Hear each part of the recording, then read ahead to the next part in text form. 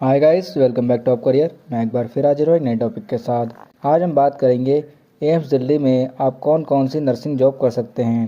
तो आइए शुरू करते हैं बिना वक्त गवाए। फर्स्ट नंबर पर है स्टाफ नर्स इन एम्स दिल्ली।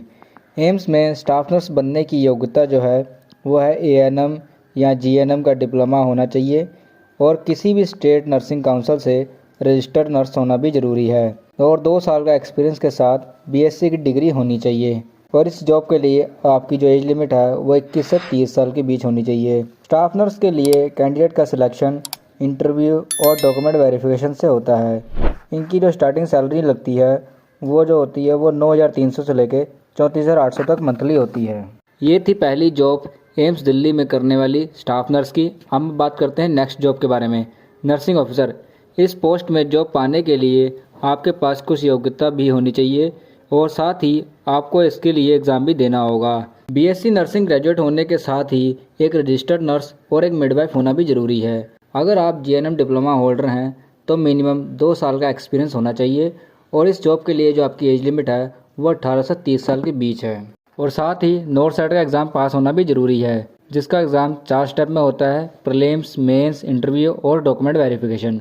एक नर्सिंग ऑफिसर की सैलरी की बात करें तो इनकी सैलरी भी 9,300 से लेकर 34,800 तक होती है और साथ ही इन्हें 4600 का ग्रेड पे भी मिलता है।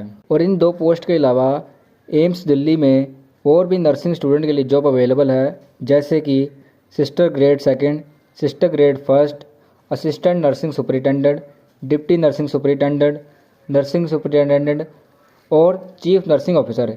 ये सारे वो जॉब पोस्ट हैं जो कि प्रमोशन लेवल पर होते हैं, क्योंकि इनकी कोई डायरेक्ट भी भर्ती नहीं होती है।